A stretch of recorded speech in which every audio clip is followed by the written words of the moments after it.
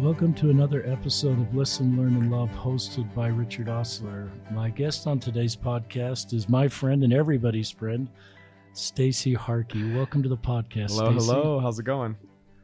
I just was on Facebook one day, and lo and behold, your coming out post came across Facebook.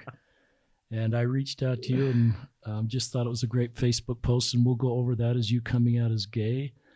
But we'll go over that. But I'm just grateful for you willing to come on the podcast, Stacey. Thank you for having me. And so many of our listeners are allies or LGBTQ people wanting to know about this space from the podcast as a faithful Latter-day Saint, which we both are, and wanting to talk about these subjects in a faithful way. Before we get into your coming out post, Stacey, just if any of our listeners are not familiar with you, give us a little background. You're a member of the church. You grew up in Texas. You served a mission. The important aspects: I'm 5'6", and I love a good laugh. I grew up in Texas. I served my mission in Brazil, Rio de Janeiro. Is your family in the church, or are you a convert? Yeah. So my parents were married and sealed. Well, they actually got married when I was, I wasn't born yet. My parents got married after blacks called the priesthood. My dad then joined the church. Really? Which I didn't realize until I found an old Book of Mormon of his before I went on my mission. Well, my parents divorced when I was 10, which is why it was such a shocker, because my dad, he went back to the Baptist church, which makes sense. And then I came home from the mission and got involved with this thing called Studio C. Kind of just fell into my lap in this crazy way. I wanted to be a lawyer. So you came home from your mission. Right. And you served in which mission? I served in Brazil, Rio de Janeiro. And what years were you there? Rio North. I was there from 2008 to 2010. Thanks for your service, Stacey. It's a big deal to serve a mission. I loved it, and I regret nothing about it. It was an amazing opportunity to learn about a new culture, learn some great things from amazing people, and grow so much in every aspect. It was great. And when you were growing up in Texas, did you want to go to BYU? Or did you want to go to one of those great Texas schools? So I was broke, right? You're honest, Stacey. I was broke, and so I wanted to go where they would pay. Smart guy. It's so funny because my parents had so little experience with like college. I was in the top 10 in my graduating class, and I was academics. And I almost went into the military because I was like, I heard they'll pay for school. But luckily, I had a bishop recommended a counselor at BYU who was like, no, listen, dude, you can get scholarships. We can walk you through this. And he held my hand and he walked me through applying to college. And thank goodness he did, because I got a degree and I got it for a very good price. BYU is incredibly affordable. What's your degree in, Stacey? I got a degree in public relations. That's great. And I was like 2 classes away from getting a minor in business, but I was like, whatever. And then tell our listeners about Studio C. Studio C it's a BYU TV show. The majority of the presence in our audience is on YouTube, but it's pretty much BYU TV took a chance on a sketch comedy group called Divine Comedy, a group of people that were in it at the time, and it evolved into this thing. It instantly had an audience, and people were liking it, and we were like, whoa, this is crazy, and it grew more and more, and it was like BYU TV's #1 show, and it had like that's cool. Yeah, good following on YouTube. It was just kind of tell our listeners how many YouTube subscribers you have in some of those episodes. Man. We have over 2 million subscribers on YouTube, and we have over like 800 sketches up on YouTube. We're just finishing the 9th season is being aired right now, and fun fact, we all quit. That's what I read. I'm technically not a part of Studio C or BYU TV anymore, so. How did you become aware? How did you become aware of Studio C to try out? Oh my gosh! So Studio C wasn't. So I was actually a resident advisor, assistant, and RA on campus. I work with the incoming freshmen, and I live in the same like area they do, and I just supposed to like help them out with like their adjustment. And I had one of my boys, Dustin McCaffrey. He always takes credit for me getting into Dustin. Way to go, Dustin. Shout out to Dustin. He asked me to audition with him. He's like, I want to audition for this on-campus comedy group, Divine Comedy. Will you do it with me? And I was like, I don't know. And he was like, please. And so I was like, okay, I want to be a good supportive big brother. I'm going to help my boy out. And I auditioned, He actually didn't show up, Dustin. I auditioned. He didn't show up. I ended up getting in, and it's just a whirlwind of this. I never wanted to be this. It just kind of happened. That's really cool, Stacey. And did you think it would be a one-season deal and you would just kind of come and go, or did you anticipate it would be 9 seasons and maybe 100 episodes? I 100%, my whole like vibe since coming back from my mission was like, I'm just always down for an adventure. Whatever comes my way, it's a roller coaster. I'm going to have fun. I'm going to explore whatever like new ventures come my way. And so I was like, it's going to end one day, and then I'll go back to doing public relations and I'll go to law school or whatever. Law school, public relations. Yeah, it never like ended. It just grew more. so I got stuck. And how many are part of the nucleus when you think back of the group at Studio C? So we all started, let's see, there's 10 of us. 10. And we've always been like, we joined Divine Comedy at different times. And then when Studio C started, Matt kind of like put together he assembled his little like comedy Avengers or whatever, his little team. And then we've just been working together ever since. And we really love each other. It sounds super cheeseball cliche, but we got good chi. And so there's strength in numbers in what we do. And so we were like, I don't know, we were like, just let's keep going. We want to do more. We want to pursue more. We want to raise the ceiling for ourselves. Do you look at Studio C as a way to accomplish the mission of the church? As far as connecting people with good, wholesome entertainment and connecting with the good of the church. And I assume you've had people that have told you, I joined the church because of Studio C. Oh, wow. We have heard a couple stories about that, which surprises me because we're doing these like derpy little comedy sketches. So it's like, what? But it's kind of funny because there are a couple people in the group that wanted to be doctors and wanted to, pursue these other areas. And sometimes we kind of beat ourselves up and be like, we're not doing anything meaningful for the world. We're not doing anything that's impactful. We're not helping people. We're just like cracking jokes with our friends for this like the show, this channel that no one watches. Like what? But after a couple of years of doing Studio C, letters started rolling in of like terminally ill kids or like broken families where the fathers died, and they're like, Studio C is the only thing that brings me joy, or like this is what brings our family together.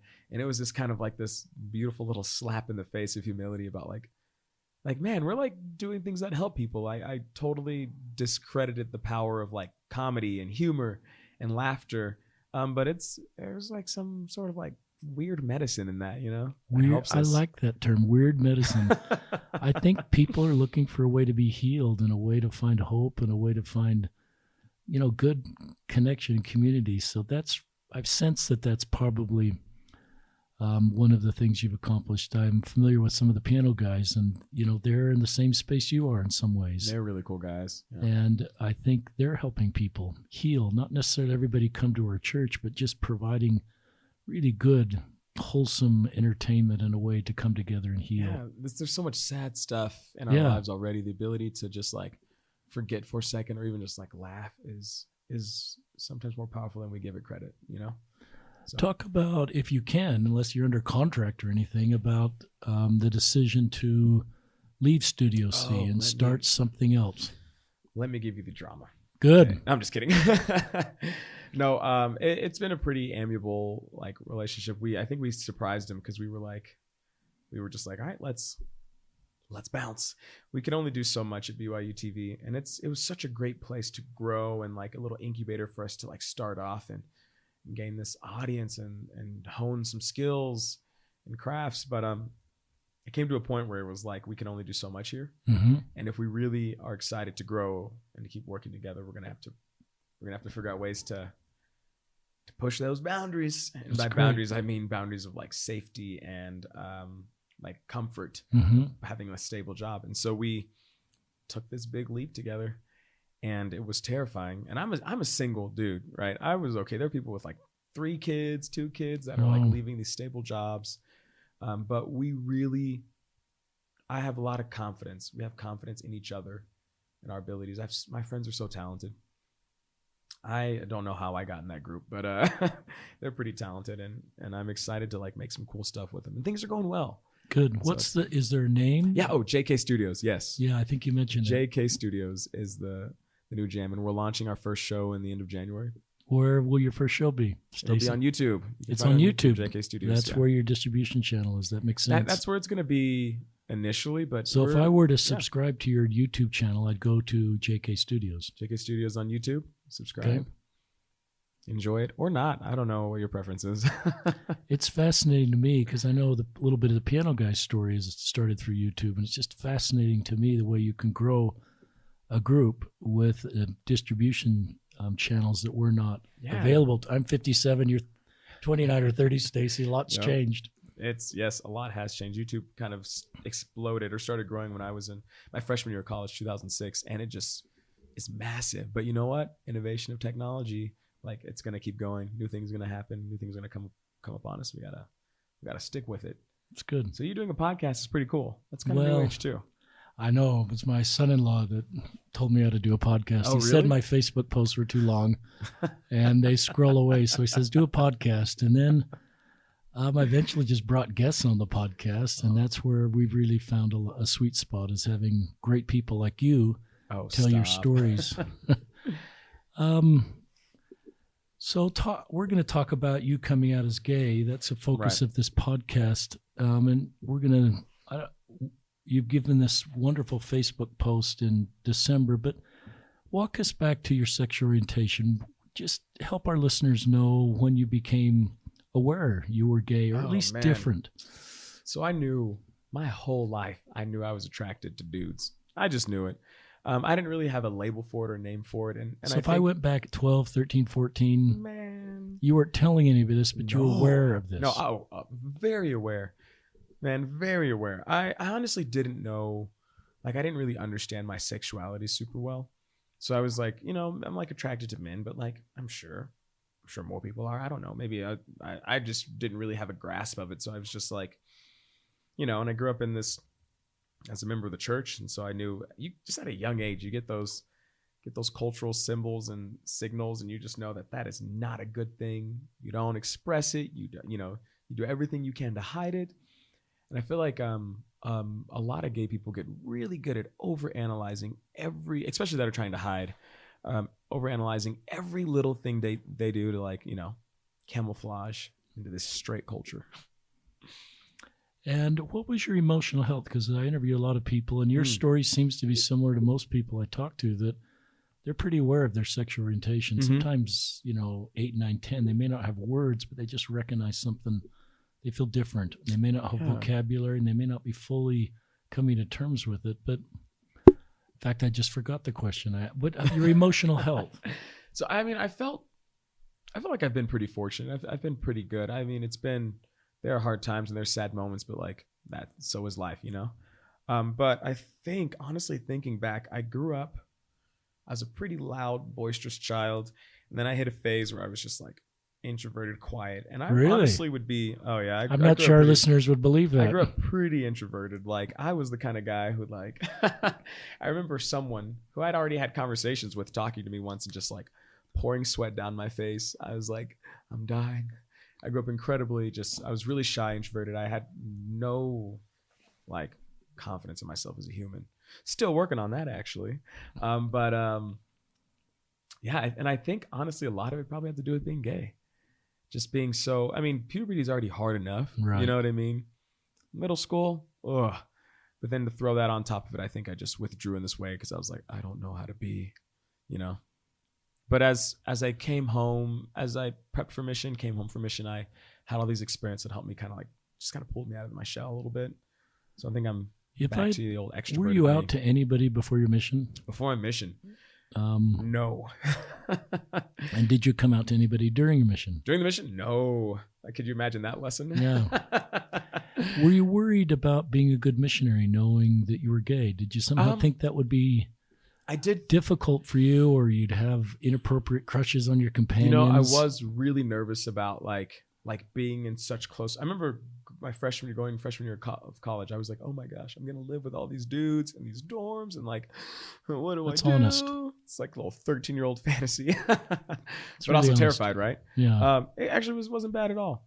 It was like the dorms were not like a sexual experience. So it was this thing where it was like, It was great. I made some Did really you good go friends. to the dorms before your mission? I did. So I did a year of college, 2 semesters. And before maybe mission. that helped that you'd be fine on your mission. Oh, it totally helped.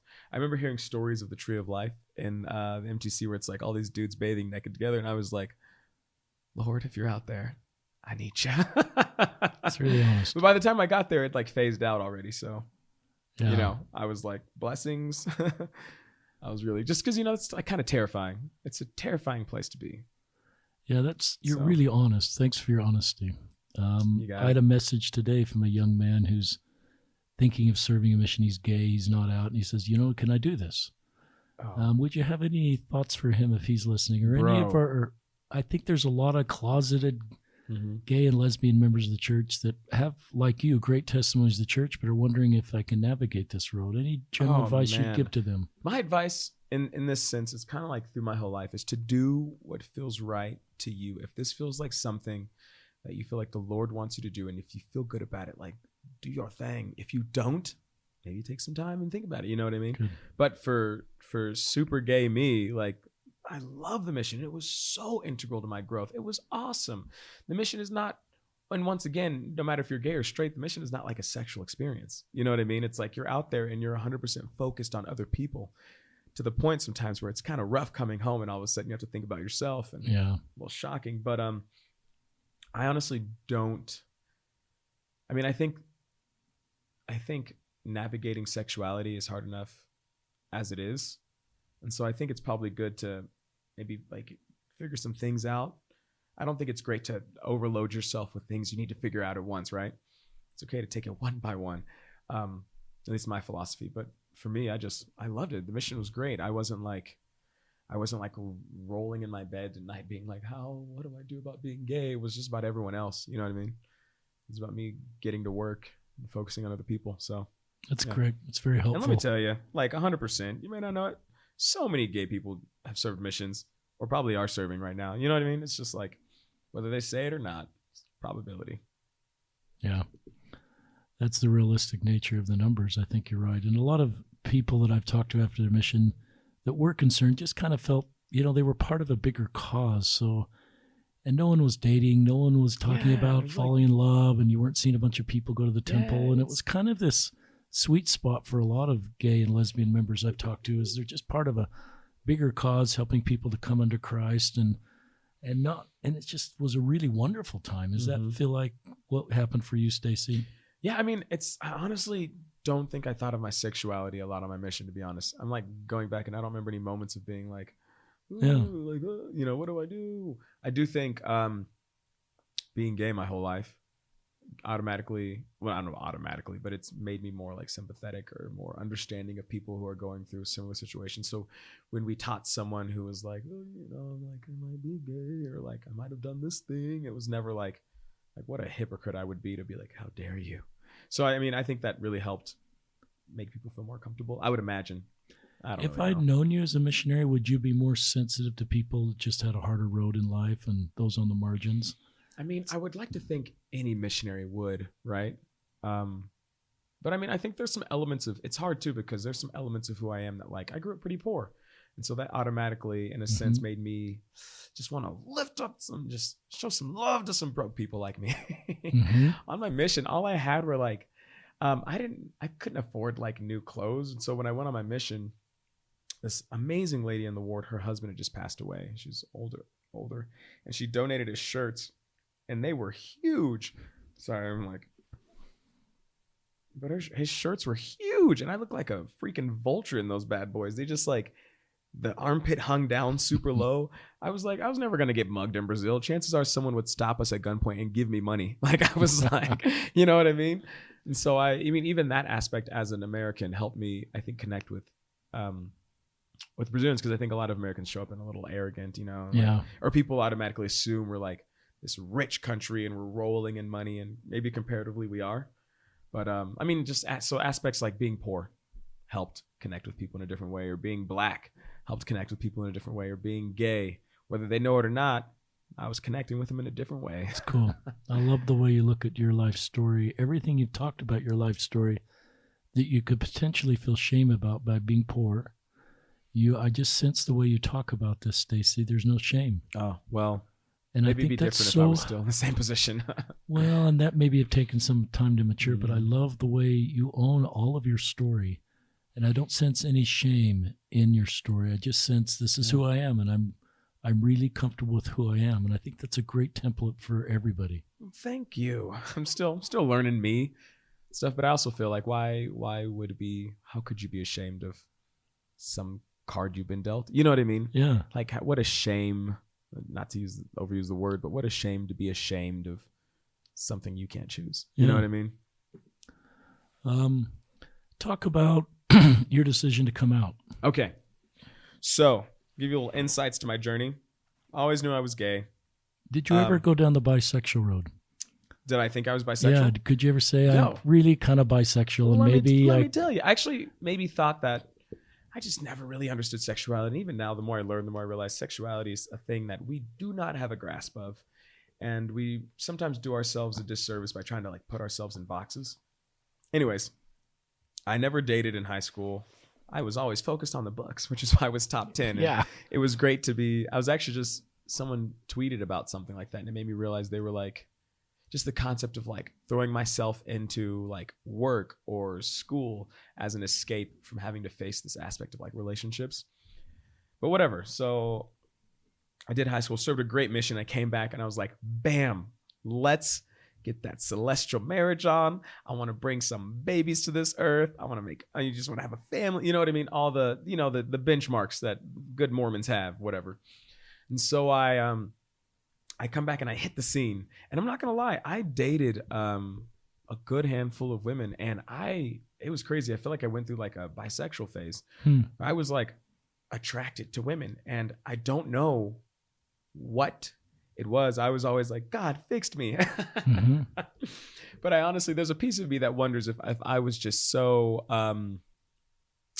and excuse the French, I don't know how to say this, just so horny, like just so eager to get out there and date and to like procreate or whatever, that I was just like, whatever works. Mm-hmm. But I dated some amazing women, and I've dated some women for like quite some time. I started saving up for a couple rings a couple times. I'll put it that way. That's funny. But in all these relationships, things kind of fizzled, and it was always on the attraction standpoint.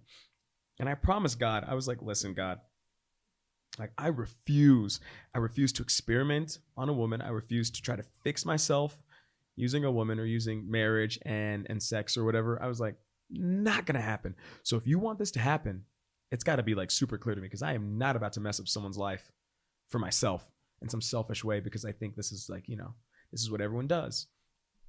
And so the first girl I dated. Awfully thoughtful, Stacey. Well, I just feel like it's kind of selfish to jump into a relationship. Did you have any mentors or resources, or you just come up with that all on your own? Bro, just all on my own. Just me and because that's me really and thoughtful. Jesus.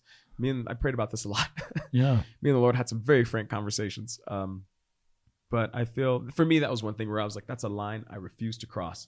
So when I was attracted to women in this phase, and I was always attracted to men at the same time, but it would last for a bit, and then the relationship would fizzle, and I'd be like, all right, I'm not gonna play with anyone's emotions, and it was super hard. And there were some girls that were just amazing women that deserve a man that is crazy about that body, and I was not that person, and it was like super hard. And someone actually told me, they're like, I hope when you come out that your exes see that and can hopefully feel some validation or closure or something. That's funny. They should feel a pat on their back, because they had a gay dude going after them. So I don't know. That's funny. Anyways, and so after I dated 3 girls spaced out over 3 years or something. And after the last girl, I was just like, I remember we grew really close. Oh man, I hope she isn't listening. We grew really close, and we're just super connecting personality wise. And the first time we kissed, I was like, oh no, there is nothing here. I was like, there's no attraction. I was really drawn to her as a person, but physically there was nothing. And then it just that was then it was gone. So through no fault of her own, obviously. Yeah, I tried. I think I was elders quorum president at the time too. I was really putting my shoulder to the dating wheel, trying to push along. I was really trying my own, and I just was like, Lord, I'm not gonna do this to women anymore. I think that's kind of cruel. And it's pretty clear to me, and I intend to not. I'm not gonna pretend. I could easily have faked it and like dated still, like, oh, look how straight I am. I'm not gonna do it. Well, it wasn't in my cards. And so I committed at that point to a life of singleness and sadness. And it was pretty good. I mean, I had friends, I had a good support system. And that lasted for about a year. And I found myself at an all-time just like low. I was so sad and I was so lonely. And I was just like, God, what is going on? Is this really what you want me to do? And I kind of realized at this point that I'd never really prayed about it. Like, I just assumed this is what I should do. I cannot, I love this gospel. I can't have a relationship. And these promised blessings and commandments that are given to every good Mormon person don't work for me, And I'd realized I'd never asked God. Like, I've always prayed as a kid. I'd begged and begged and begged, please take this from me. Like, remove this thorn from my side. Make me whole or whatever. And so I would just like kind of slap me across the face that I'd never prayed about it and ask the Lord if like what he wants me to do with this instead of like fix me. And so at this low moment, I like read some scriptures, just trying to get in the right mindset.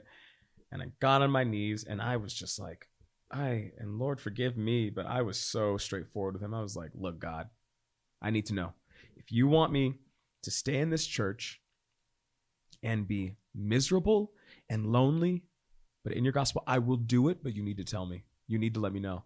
Or if you want me to like leave and find happiness, like in relationships, like let me know.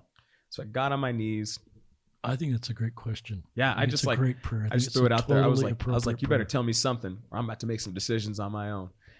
And I'm not to be like, I wasn't trying to like bully God, but I was like, I was so frank with him about how I felt and just how much pain I was in and how sad I was.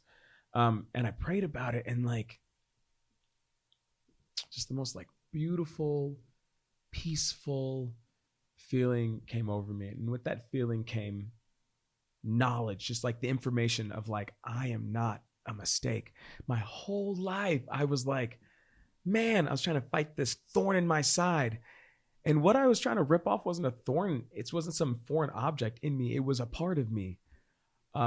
It's almost like trying to rip your arm off because you're like, this doesn't belong to me, but it does. And it was like making it really painful for me.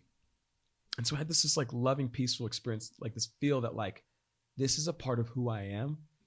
And it's, instead of fighting it, I need to embrace that and figure out how to like magnify who I am. Our goal is to come here. And I truly believe that our goal is to come here and to learn lessons and to grow and to magnify who we are and to become the best us we can be. And I'd been like stunting my growth by completely ignoring a piece of myself.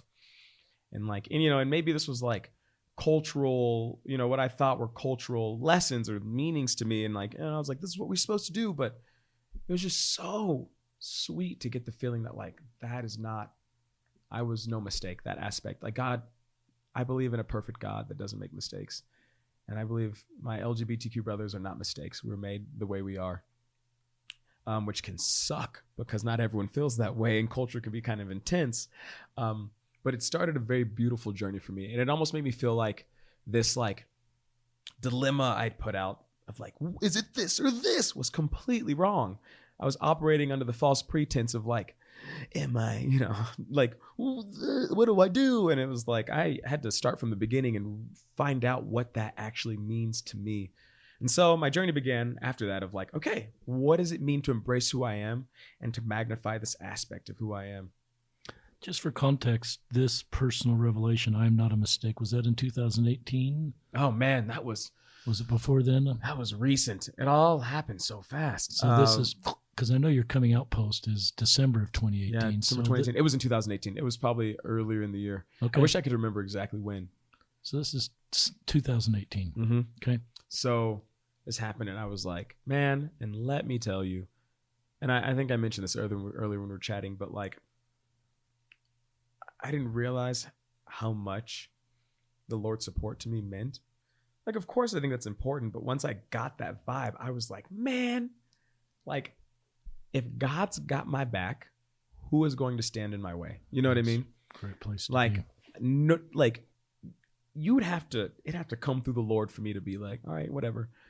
And so I started working through this. And as I got closer and closer to, as I started feeling more comfortable with who I am and, this aspect of being authentic to myself, I learned more and more about the community, and I was learning about the incredibly high suicide rates and rates of depression. And I was just like, I was not about that life. I was like, I cannot. And I felt like I was in an interesting place because being a member of Studio C, we were very welcomed into the most conservative of homes, be it like, people were always like, our kids can watch nothing but Studio C, and we love you guys for what you're doing.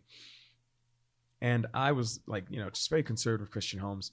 And I kind of felt like, this doesn't sound terrible, but I kind of felt like a Trojan horse, where I'd been brought into these homes and I could make some change from the inside, not to like destroy them, but maybe I could do something in a way that would hopefully be a little bit more positively received. It's really cool. Because let me tell you, so I came out and I wrote that post. Well, I guess I should build up to that. The more I thought about it, the more I was like, I think I need to be public about how I do this. Not like public about, I don't want to share all my secrets, but I want to show this support. I want to help kids in these communities, parents in these communities, like young adults in these communities, know that they are not alone and that they're not mistakes, that they're not problems, because I think that's the narrative that we're constantly being fed, whether people know it or not. Hundreds and hundreds of kids, hundreds of like adults, and just like I was up till like 6 a.m. several nights over the break, just responding to messages over the holidays. Like people coming out of the woodwork, asking questions, telling me thank you. And such a reoccurring theme was children being like, I want to talk to my parents. I'm so sad, but they've made this offhand comment here, or they've said this thing here. And like, you don't realize who around you could be gay or could be LGBT. You don't realize it. And those comments, like, it might be offhand to you, but that like burns itself into these kids, like into their being. And they don't have a safe place. They don't have a place, someone they can talk to. And when they're struggling with these things, instead of being able to be like, feel safe and talk to someone about their feelings, they're left to these like internal depressive like whirlpools that just suck them down deeper and deeper, and eventually leading to like suicide or whatnot. But yeah, what you're saying is really true. I was at a suicide training this past week, and we saw some statistics about Utah high schools, and just that 90% of the narrative about LGBTQ people is negative. So, and this, the things that the youth that are reaching out to you, they don't hear positive things about LGBTQ. We don't hear them at school. We say that's so gay, just some of the jokes we say. And I think you bring voice to all the people that, are reaching out to you, and your own journey if we haven't created a culture of kindness towards all of God's children. And so if you are one of those children, then you're right. It's very difficult to come out. Mm-hmm. And that spiral of shame and self-loathing. It's so not necessary too, where it's like who in your family would want you to feel that? You know what I mean? What parent in their right mind would be like, no, yeah, I want my kid to go through this terrible spiral? No one. It's just not necessary. And I think there's some kind of small things we could do that could start to help. I don't know. So that's very helpful. So Lee, I don't know if you came out to many people privately before you did the Facebook post, or if everybody just learned at the same time, Stacey? No, it's so funny because I was at this place where I was just like I was like, man, I'm so confident in who I am. I'm cool being gay. No one knew, and I did not know how to make that step into like talking to people. That's honest. So I had this great, one of my best friends. His name is Matt Moen. Good guy. One day we were just having this like heart to heart, or we were getting in like deep conversation, and he was like, hey, would you tell me if you were gay? And I was like, yeah, man. And I was like, hold up, wait. And so I'm really glad he asked. And it wasn't like he was like, are you gay? Tell me, pry. He didn't pry. He just offered up a safe place and like almost like this like little olive branch for me to just like finish the next step. And so I was like, oh. And so we ended up talking later that night, and I was like, we're sitting in this car, and I was just like, it was so hard for me to say it. It was the first time I'd vocalized it, and I was just like, dude, I'm totally gay. And you told Matt. And he was just like, dude, cool, man. Like, he was was with me, and like not in a negative way where it's like, oh, that sucks. He was like, that's awesome, dude. Like, way to go. And that gave me that was like water to a parched desert. It gave me so much confidence in like the relationship I had with him. And so then I came out to another friend who, she was opened up to me, and I was like, that was only one thing I can tell you that's vulnerable. So here we go. And once again, we like cried together, and it was like this really positive, beautiful thing. And so it just started, like, everyone I came out to just gave me more confidence and just sustained me in this. And I talked to my family, called them up. They're all in Texas or New Mexico. And I called them up, and I was like, hey guys. And I'm not really good at beating around the bush. I couldn't like twiddle my thumbs and be like, there's something I need you to know. I was just like, your boy's gay. And my dad was like, he thought I was joking for like 2 minutes. He was like, you're recording this. This is a joke. You're recording this. I pull a lot of pranks. I get it. But my sisters were just like so excited and supportive, and my brother was like, whoa. He was like so surprised, and him and his wife were great. And I was really nervous to tell my parents though, because I was like, my dad, super macho, like black Texan, Southern, I was like, you just don't get more manly than that. So called my dad, and I was like, I'm gay. And he was just like, and I knew that he would always love me, but I was worried about his disappointment. And I'm also like 30. So I was like, if he was like, I'm disappointed, I'd be like, I don't care. I'm in Utah. You're in Texas. What are you going to do? Everybody needs... But fortunately, he, kind of shocked me, because he was like, I feel so bad. And I was like, wait, what? And he was like, it just tears me apart to think that you didn't feel comfortable talking to us. Like, I didn't make you feel comfortable enough that you could tell us this growing up. And I was like, I was like, Dad, you're too good for this world. Thank you for, just trying to understand, or just being sympathetic about it. And I did bring it up. I was like, Dad, you asked if I was gay as a kid. And he was like, I ask all your siblings that. I just feel like it's my responsibility as a parent. So that's interesting. Yeah, I was like, oh, okay, cool. But my mom, I was scared about. My mom is incredibly religious, incredibly, like, she is the iron rod. Like, you know what I mean? She doesn't deviate. She is there. And I was like, here we go. Woo. So I called my mom up, and I was like, listen, Mom, I don't know how else to say this, but I'm gay. And she was like, what do you want me to do with that information? And I was like, wait, what? And I think, for her, the Lord had totally prepared her. Wow. The day before, she was reading scriptures, and she just had the overwhelming feeling that, like, I was good. She was like, got the overwhelming feeling that Stacey's okay. You don't need to worry about him. I got him. He's good. And so when I came out to her, I think instead of her being like, oh my goodness, he's going to hell, what do we do? It was just like, she was like, I know the Lord's got you. Which is true. Which I was thankful for, because that was the one I was worried about. And it hasn't exactly been easy for like her in this situation. But man, thank goodness God prepped her, because it helped a lot. We've had conversations after, and we've had some intense conversations, but always coming from a place of love. And we always seek understanding, and so it's been pretty positive. It's a great story. Oh, thank you. Sounds like if your parents are listening, they did a great job and are doing a great job. And I love that it's like God has a plan, just like you've been teaching on your mission, that He has given you personal revelation. Personal revelation seems to come once we ask. That's one of the principles that I've learned, is that I think sometimes God's waiting to give us personal revelation, but He's waiting for us for ask. And so I love that experience where, you received this answer, I'm not a mistake. And your mother received a feeling about Stacey's okay, I got him. And even if she doesn't necessarily like, I don't know if agrees the right word, but if she feels like, completely 100% happy with like the decisions I'm making or whatever, she knows that like the Lord's got me. Yeah. And so that just gives her comfort in a sense. So. It's great. So how long did it take to write? Some people tell me they write these coming out posts and they're pretty spontaneous and they just kind of go for it and press the post button. And some people say they wordsmith it for weeks and weeks. Interesting. Any thoughts on just this post? So after I came out to my family, I came out to like everyone, like my close friends that I work with, people at JK Studios, had one-on-one convos. That's great. Everyone was just so great and encouraging and so excited and happy for me. And just, it was great. I grew closer to all my friends. It was a beautiful experience. And I started, so I was like, I need to write this post, but I had a hard time thinking about how to start it. And so essentially I, just when I was overwhelmed with feelings or overcome with feeling, I would just like write something down. And then I was like, I'll look at it in a week. And I wrote essentially 2 different posts. There's the one for Instagram and the one for Facebook are a little different.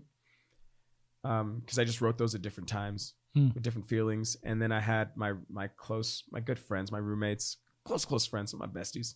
So I had my buddies, Matt Meese and Adam Berg, just like read over them for me, help me like clean up any grammar problems. Cause I am not the best at grammar. Shared their opinions. And then I published them essentially. I'm going to read some of that. Here's your fun fact for the day. I'm gay. I've debated for some time if this was an announcement I should make publicly or I should just quietly live my life and let it be. I knew telling the world my 30-year-old secret would open me up to a lot of potential criticism, backlash, and pain. But did you know that Utah has the highest suicide rate among LGBT teens? Did you know there are so many people in the community that are so scared and unsupported they feel the best alternative to living is death? So many people are living quiet lives afraid and unsure of themselves and coming out. And I'm coming out for them. I just love that first paragraph. I'm coming out so they know they're not alone. I'm coming out in hopes that at least one LGBT teen feels they have support. I'm coming out because I have a unique position in this community, and no matter how much criticism comes my way, it will be worth it if just one person avoids suicide or just one feels better about themselves. I'm so sorry it took me so long to share, but it's been a journey of self-discovery. That's so honest, Stacey. I am not ashamed of who I am, and I may get back to the rest of it. Just a great post. Thank you. Thank you.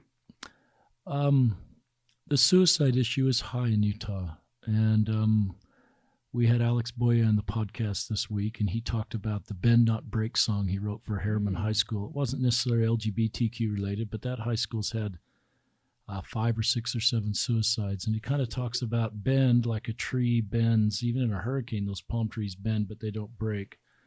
So I love how wonderful voices are coming together in the community to help. I went to some suicide training for our listeners, and there was these 2 main themes that increase the degree of suicide ideation for our youth and perhaps all of us. One is a feeling of not belonging. Interesting. And one is a feeling that I'm a liability to my family or my faith.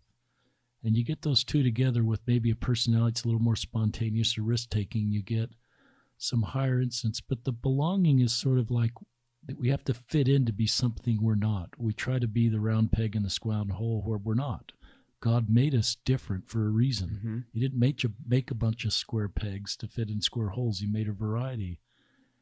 Dude, can I just throw in like some? The more we fight suicide in the LGBT community, the more we fight suicide. Period. The more we fight suicide. Period. The more we fight in the LGBT community. You know, so many people reached out that were not gay at all, but were like, I'm depressed and I want someone to talk to, or like some people reached out, like one guy reached out and he was like, my mom recently passed away and I don't know who I can talk to. And I was like, hot goodness. Like we need to find a way for these people to get some of these resources they need. And have really deep, authentic conversations, the kind that you're having right now and the kind that you're... One of the things I've noticed when I became kind on social media about LGBTQ, when I was serving as a YSA bishop, everybody would be willing to talk to me about everything. Mm-hmm. It sort of made me safe, you know. That's exactly what it is. And that's what's happened for you. Yeah. And so it's not like just LGBTQ people reach out to Stacey and say, this guy's real, he's authentic, he's vulnerable, I can trust him. Mm-hmm. and he knows my space, even though if it's not my space. And so I think there's so many principles of what you just said here, Stacey, that are true. Man, and I think especially with like church, if we can, this is way easier said than done, and it always should be done with like tact. But the idea of being able to be more vulnerable and authentic at church would only yield like positive results of people feeling more supported. I can't express how frustrated it makes me sometimes, and I really hope someone doesn't feel singled out when like you hear someone talk about their weaknesses and they're like, you know what, I made a mistake. I snapped at my sister. And I'm like, that is not relevant. Those aren't relevant problems. People have problems with like addictions and like eating disorders and like, you know, they feel ostracized from a community. Those are the problems that I want to hear people talk about, especially in these communities, in these settings that we profess like making, you know, trying to make your life better. It's like, those are the problems that we need to talk about, because talking about, I'm going to be careful about using any like actual real life situations, but is talking about, you know, overeating or something, and essentially like you ate too many candy bars is like, you know, that, and I'm not to downplay that, but like, right. That's what I do for fun. Like, that's not like a problem for me. You know what I mean? It's like, and really digging into those problems can be powerful. If someone's not familiar with the term being vulnerable, define that for our listeners, Stacey. Man, I don't even know if I'm the best one to define it, but I think of, so personally for me, vulnerability is essentially facilitating connection and support through opening yourself up in a way that can be scary because it's risky.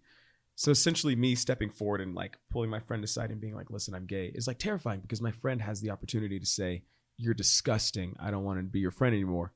But at the same time, where that risk is involved, you have this opportunity for like beautiful growth and support and strength. So like with my friends, where I came out and I was like, I'm gay, and they were like, that's awesome, tell me more, I love you, oh, I'm so glad you opened up to me. Like, we grew closer, you know? We grew closer. And so essentially vulnerability is like exposing some of those, and I think always in a smart way, but exposing elements of yourself that might open you up to like hurt, but also open you up to growth.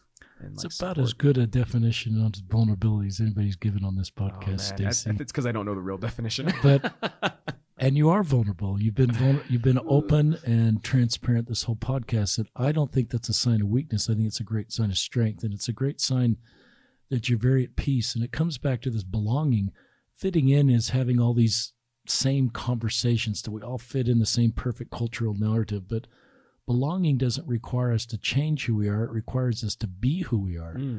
So you are who you are, Stacey. And you're able to be honest with who you are. So I think you have this increased belonging with Matt, who you came out to first, and all your friends, and because you belong, you don't have to fit in to be something you're not. Dude, and let me tell you, and I assume you just sleep better at night and you feel better. Yeah, it's so liberating. That overanalyzing I was talking about earlier, like so much of my creative energy went into like thinking about how I'm walking, how I'm talking. Am I looking at my nails weird? Am I checking my shoe weird? Like, and things that like normal people don't need to worry about. It's like those are just like burdens taken off of me. And those are the small ones, you know? It's just like so liberating, man. Yeah, I really like that. And I think it's helpful for someone who might say, Stacey, why do you have to come out? Oh, man. And I think you're helping people understand why you do need to come out, because you're fitting into this heteronormative culture that is exhausting. And you can't be who you are, and how that brings you to when you describe some of your lowest points. You know, I think it makes sense. You weren't doing anything wrong to feel your lowest points. It was just exhausting. Mm-hmm. I tried to be very upfront with people. I tried to respond to everyone, especially that had any questions. And there were some very, I refused to let any negative comments stay on my social media, because I'm like, good. I normally am like really cool with that. I'm like, speak your mind. And sometimes it like cracks me up, but I'm like, where children are seeing these comments, I refuse to let your little negative poison like hurt more people. Like, I can take it. That's cool. But some people would message me privately, and they were like, they would just be like, how dare you do this? How dare you come in this community and spread this? And I was just telling people who I am. I was like, I'm gay. I wasn't like, This is the decision I'm making. But there was one message I got, and I got a ton of messages that made it just worth it. That really helped me understand that what I was doing was helpful. But there was one I got like that really just, and like every other message, every other response could have been absolutely horrible, and this would have made it worth it. Is it okay if I read that's this? great. I love this. The message is, hey, I don't know how serious you were about reaching out, but I wanted you to know that I was and am considering suicide. And I had the pills and was ready to go when I got a message from a friend saying to read this, referring to my post. I won't say that you completely healed me, but you saved me in a sense, and I still don't want to be here, but seeing this post gave me strength to keep going. So you saved me today. And that's not to say I won't try tomorrow, but I did want to thank you. And I know your DMs are probably full, so you don't need to respond. By the way, I'm a member of the Church of Jesus Christ, and I don't know if you still are, but thanks again. And that one hit me. It terrified me because I tell people this in all the messages. I'm like, I'm not a professional. I can't fix your problems. But listen here, you are loved, and being different, like being rare is so precious. Gems are rare. Like they're so beautiful, and we need those. But seeing this message just really hit me hard. It's one thing to know the stats on suicide, but to hear these messages and hear someone saying like, I was ready to go when I read it, really just, that's why I was up till 6 a.m. responding to these messages, because I was like, I need to get through all of them as fast as possible. I assume you got them on Instagram, Facebook, Twitter. I don't know, all the platforms that people can reach you, Stacey. I got them everywhere. But I think it's part of your ministry now. I think, you'll figure out a way to manage all these messages and all the people that sort of want to engage with you. But it is an insight into what we need to do as a church and a culture, is to normalize these kind of discussions in our family and our ward family so that people can feel safe and open up. And you're safe right now. And I love the prayer you offered before we started, and just the great spirit. And you're in your singles ward right now. You're an active member of the church, Stacey. Yeah, I am actively going to my singles ward. I love it. Yeah, and my bishop was great. I was talking to him about it, and he was like, no matter what you decide to do or how you decide to live your life, you're always welcome here. Good. And I was like, you're the real MVP, Bishop. I appreciate that. What advice do you have for priesthood leaders if they're listening to this podcast and just wanting to do the right thing to create a culture in their ward? Some bishops will say, that's not a problem in our ward. We don't have any LGBTQ kids, so I don't even want to talk about this. Oh man, and they are mistaken, sorely. Give some thoughts on that. If some priesthood leader or these society presidents said, well, we don't have this in our ward. It's such a tough situation, and I'm not going to pretend like I'm like studied the church handbook or have this like perfect solution. I'm still so new to the game. I just came out. As a friend was saying, he's like, it's like getting a letter to Hogwarts. Like, I've been gay my whole life. Like, I've been a wizard, but I finally have the invitation to like be a part of the community. Great. So I'm still so wet behind the ears, and I don't know what the right solution is. I have an idea of what I would want it to be, but I don't think that's how life works out. But I do think, what I would say is, I think the most important aspect here is to lead with love, right? I think to create that safe place. I was just talking to a friend who said he came out to his bishop, and his bishop said it would be better if you had a terminal illness than to be gay. And wow, that's what leads to suicide. You know what I mean? It's stuff like that. I've talked to a lot of people, and I feel like I've just been so fortunate with my experiences and the people I've talked to. But it's so important to lead with love. And I think what you're doing is a great example of like discussing it with people, figuring it out. Because I think a lot of gay people feel like their only option is to leave. Mm-hmm. And it's because bishops that tell people you have a terminal, like you'd be better if you were dying in a couple weeks or months or something. But I think just for people in general, I think about the gospel, and I think about the commandments we've been given to love the Lord our God, right? And to love one another. Correct me if I'm wrong, but I don't remember the commandment that's like, make sure your friend isn't living a gay lifestyle, or make sure your friend knows that, being gay is wrong. You know what I mean? I don't remember those commandments. I feel like we have the commandment to love one another. And what a blessing it is to know that my goal, that my responsibility is to be your friend, to make some bomb memories, and to let God worry about you. but to be there and to love you. I 100% believe that God loves you more than I do, that God loves my loved ones more than I do. And I 100% believe that he's got them and he knows what's best for them. And so by me focusing on the loving aspect, I know that he's going to, because he loves them more than I do and knows what's best, he's going to take care of them or make sure they're going where they need to go. That is not my concern. And I think that is different being a religious leader, because I think the mantle and responsibility is different. So I don't really have the answers there. But I think it would be great if we could find a way to make people feel like they didn't have to leave, to make people feel like it's like, choose between who you are and this culture and this gospel that you like love, because I think that's what it comes down to for a lot of people. And we were talking about this earlier, but I feel like my whole life I've been very grounded in the gospel, and this aspect of myself being gay was in turmoil, hidden, stifled, and it wasn't healthy for me. Like that stifling of this important aspect, my sexuality, was like leaking out in like unhealthy ways, like be it me turning to food or turning to pornography to satisfy something that they would never satisfy. You know what I mean?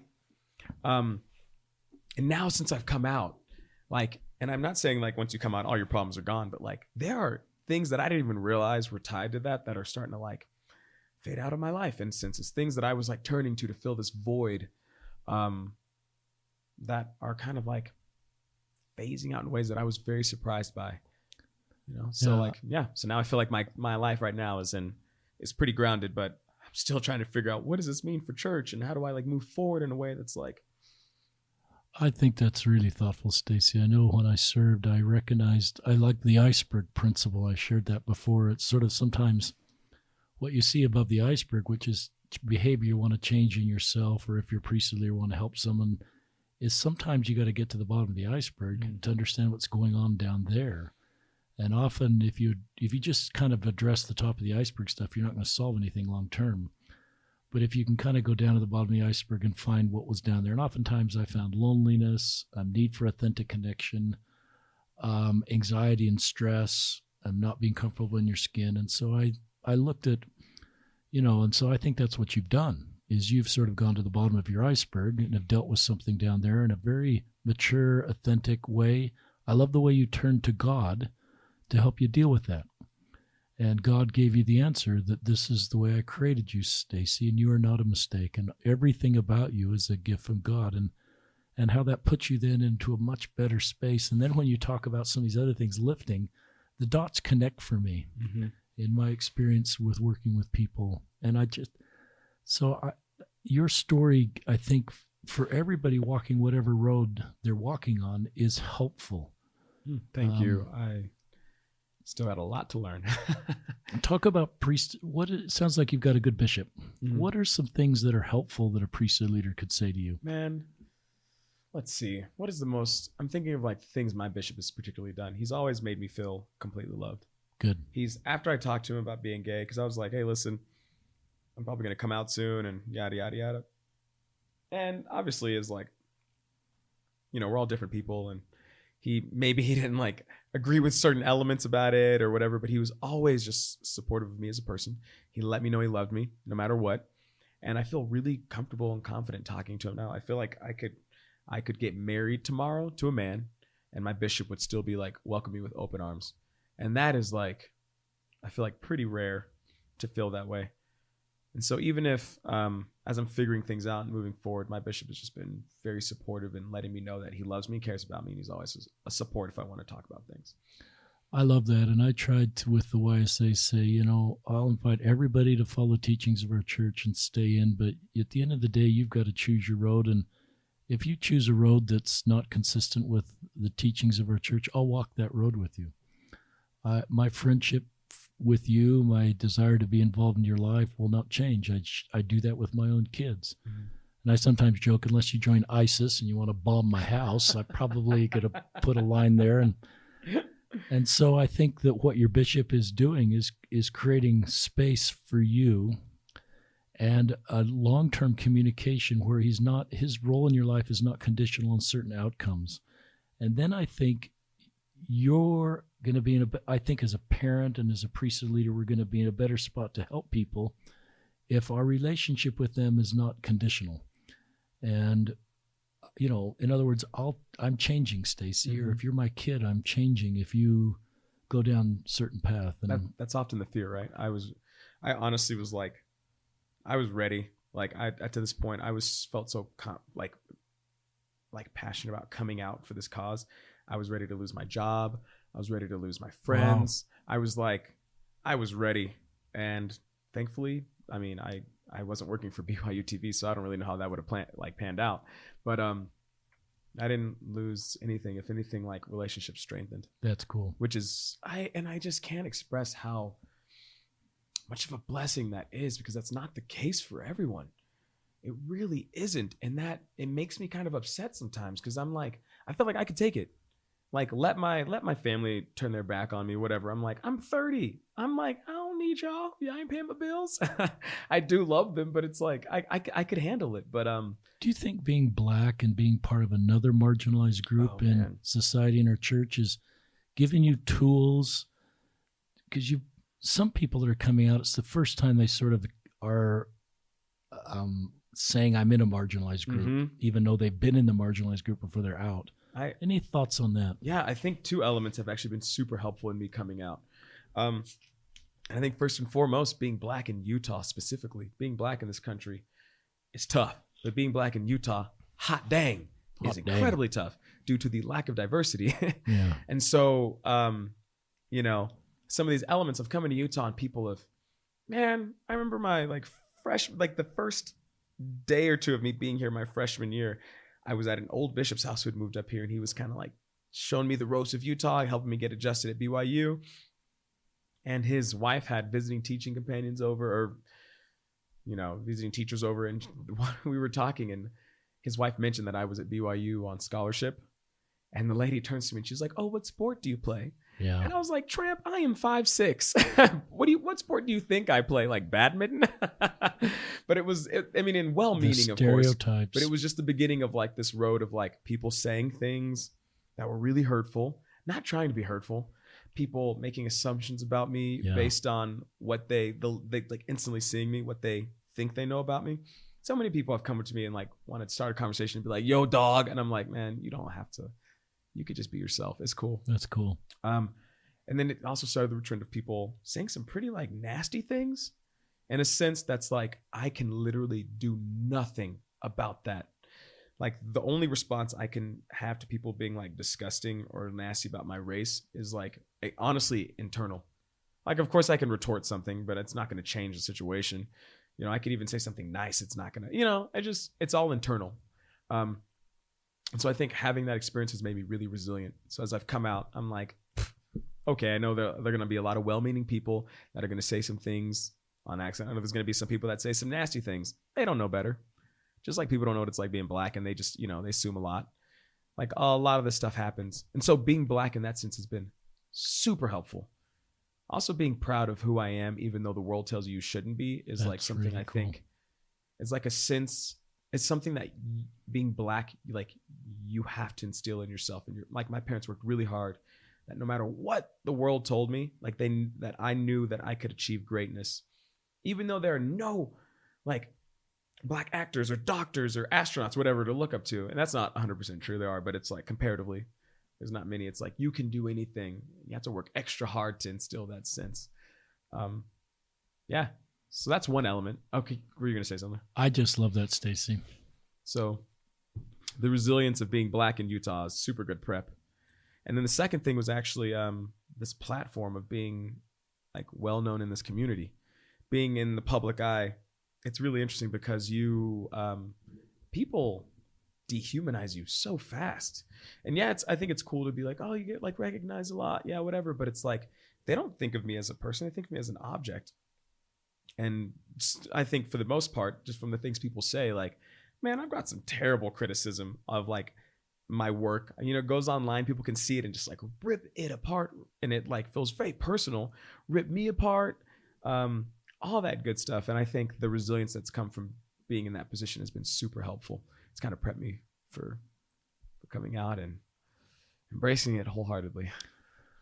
I love that, and I think when you talk like that, Stacey, I think of your future and also your example to help others. I know, just for our listeners, I've said this before, but I don't know the degree of racism and homophobia I picked up.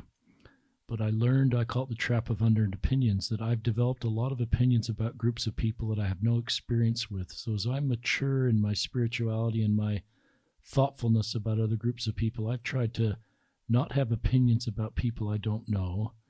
And I've tried to say, if I'm going to learn about black people, I'm not going to talk to white people. Tell me about black people. You laugh, but it's such a simple power. And I'm not going to talk to straight people to tell me about LGBTQ people. And I'm not going to form opinions about these groups until I go meet with people from those groups. Same with my undocumented worker friends, same with my women friends, and just groups of people that have different roads. So I'm not perfect at that. It's hard for me to take a racism test. I can take a cholesterol test, Stacey, and get a number, but I don't have a really good test to just say what degree of racism do I still have. And to deprogram that from me, I tried to just do hard drive resets and say, I'm going to try to not have opinions until I talk to people. And so it's helpful. That's one of the things we're trying to do in this podcast, is bring voice to people so we can do better. But I love the strength. Everything you said is coming from a position of strength, Stacey. Oh, man. So being black, there's no shame in being black, as you talked about being black. And there's no, it's just that you're coming from a position of strength. And being gay man, as you talk about this, as you look me in the eye every time you say these things, I can just tell you are so grounded in who you are. And I have to think that God is smiling, Stacey, because he's created you this way. Hope I can stay that way.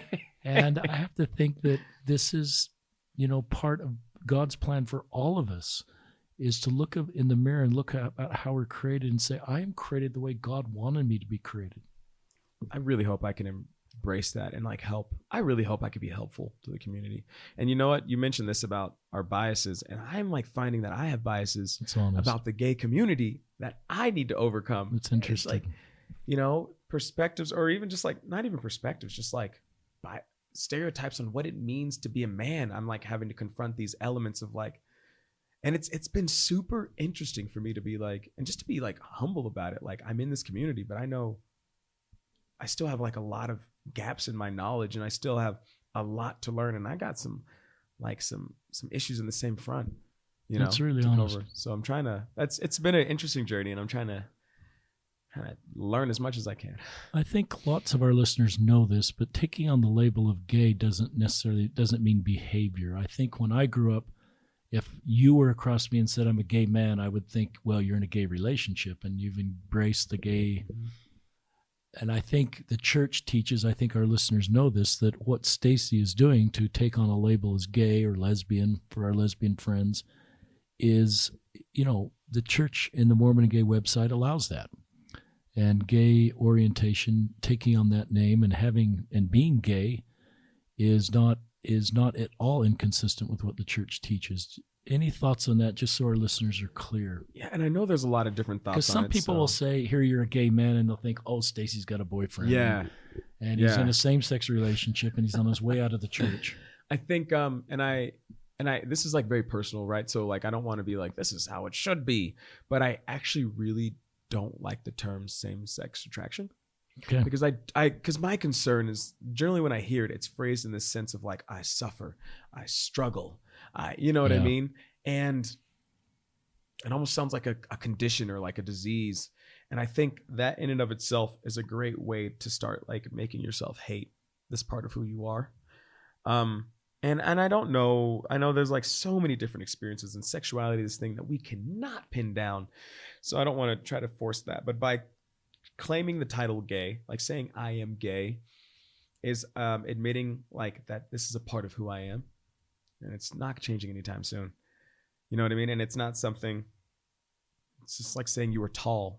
What does that mean about you? You're not struggling. That's it. And you're not struggling with being tall. No, yeah, you're not and you're not suffering from being tall. Yeah, exactly. I'm black. What does that mean? Does that mean you have to act a certain way? You have to be a certain way? No, it's just it's a part of who I am, and it's a facet of who I am. And it's like all the hundreds of other things that dictate who I am. It like contributes to like, you know, my personality, but it isn't my sole personality, you know? And for me, it's a question of empowerment. And I think, especially with what the gay community has achieved and like been through in this country, it shouldn't be a negative title. It should be one of empowerment. It should be one of pride. It's like, don't be ashamed of who you are. That's a great way to hit that whirlpool of just like misery. Yeah. It's like, embrace that, embrace it, learn how to live with it, how to, you know, it's like every superhero movie. It's like they always have that phase where they like get this power and they're like, I don't know how to control it. And they like, something wild happens, but you like you like learn how to like live with that power and you learn how to like do good with it. You know what I mean? So just a little quick fact, all the gay kids out there, you're superheroes. They are. You have a gift.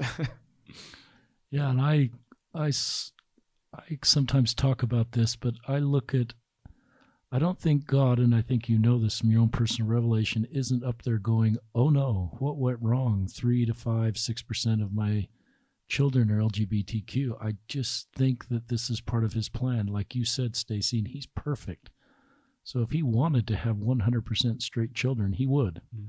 So yeah, somehow, do we really think God is like, he slipped up, made a mistake there? I mean, or like, you know, I just think it's on us to say, this world is full of beautiful diversity. We need the diversity to help us become the people we need. I look at Elder Holland when he talks about the choir. He doesn't talk about just one part in the choir. He talks about all the parts in the choir that create the beautiful harmony. So I look at all the diversity in our church, and whether that's ethnic diversity or sexual diversity, and I think it's part of the beauty of the gospel of Jesus Christ. And Christ firsthand tried to, I think, help people understand that. And I think as we're maturing in a church, and because you're willing to share your story, I think it helps us mature, and we can have vulnerable discussions at church and be authentic and real in our differences, because we need each other in our differences. I know I am really tender about this, Stacey, but I need LGBTQ people in my life because of what they can teach me about the gospel of Jesus Christ. I can't be the disciple God wants me to be without people that are different than me in my life. And it's helping me be a better person. So, yeah, I was going to say, I just really think that if the community knew how many gay people were in their congregation, it would like probably change a lot of how they viewed it. And so I really think by being my most fabulous, authentic self, I think by being who I am, unashamed and unabashedly, is going to hopefully help. It will help. So, any final thoughts you'd like to share for our LGBTQ people that are listening? You've shared some wonderful things, but if you know they're listening, what would you say to them? For people listening, I think, and we say this a billion times, I think it's just important to realize that you are not a mistake. You don't have a problem. You have a gift, and like every aspect of who we are, that learning how to like live with that can be a journey. But I think it's so important that you honor that journey, and you just like stay close to the Lord as you go about it. I'm not going to say I know what your journey is. I'm not going to say you should do what I did or you should do what Joe did. I think it's important that you stay close to the Lord and trust that he guides you. I think especially nowadays, we're really good at speaking for the Lord. It's like, I'm a devout member of the church, and so God feels this way. And it's like, no, take us back. And I think a good example is like blacks in the priesthood. There are a billion different theories on why black people couldn't hold the priesthood. And I think sometimes we just need to be careful, just sit back, respect people as they strive their best to be good people, and try our best to be good people. And we can do that. Yeah. Talk to parents, LDS parents of LGBTQ kids. What would you say to them if they're saying, I want to do a good job of this? So I had a friend reach out, and I hope this doesn't like put her on the spot, but she has a friend. She's a devout member of the church, and she has a friend who's like, she was talking, and she's like, she's struggling with homosexual feelings, and she's like suicidal, and she doesn't feel like God loves her. How do I help her feel God's love? And I was like, that is not your big problem right now. Your big problem is that she is suicidal. She wants to kill herself. And that is, you need to take care of the temporal needs before you move on to the spiritual. And as far as loved ones go, you need to love them. You need to give them, you need to love them. You need to let them know that they can feel safe. And that means that their love isn't conditional. That means that like your love, isn't conditional. That by the decision they make, you're not going to turn your back on them. And people out there that have LGBTQ kids, just love the crap out of them and walk with them. You know what I mean? And those of you that don't think you have LGBTQ kids, you probably do. Maybe you don't, but just know that every little thing you say is being taken in, and it affects how they view the relationship or how open they can be with you. You know, if you say people that struggle with mental illnesses are crazy, if your kid's struggling with depression and anxiety, they know they can't talk to you anymore, you know? And the same goes for being LGBT. Yeah, that's very helpful. And I think of this second component of being suicide is if you conclude as a family member you're a liability to the family, or an LGBTQ person concludes I'm messing up my eternal family and their ability to be together, and I'm actually a liability. And if you're thinking that, that's a lie. Don't think that. It is so wrong. It would be, your family would be heartbroken if you left. So, but I agree with you, Stacey. Sometimes we create a narrative in our family where, and we wouldn't intentionally do this as a parent, I don't think, maybe in a rare case, but we would create a feeling that a kid could be a liability because they're LGBTQ. So many kids are like, I'm going to get kicked out if my parents find out. It's not even like they're like, I'm dating someone, I'm going to get kicked out. They're like, I'm going to get kicked out if my parents know. Or they're going to disown me, or all this stuff that's going to happen. And I wish I could say that's not going to be the case with your parents, but I honestly don't know their parents. Yeah. And I refuse to be like, when people come to me suicidal, I push them to the hotline. I tell them they're loved. Good. And because I really like, even if like, I just can't express enough how loved you are, like how important and precious and needed you are. The world needs the beauty you bring to it, the diversity, the difference, the world needs you so much. And what you're experiencing is so hard, and I am so sorry, but you could do so much good. You could do so much good, and you will. Great words from Stacey Harkey. Thank you, Stacey, for joining us. And I kind of close my eyes and imagine what you're going to do over the next period of time to help people. You are a healer and a helper, and you're on God's errand, and you're taking your God-given talents and you're using those to bless other people's lives. You're too kind. Thank you. And we're not making you perfect here, but you do have some wonderful talents, and you're using those talents to build people. So thank you for joining us, Stacey. Thank you for having me. Harkey on an episode of Listen, Learn, and Love.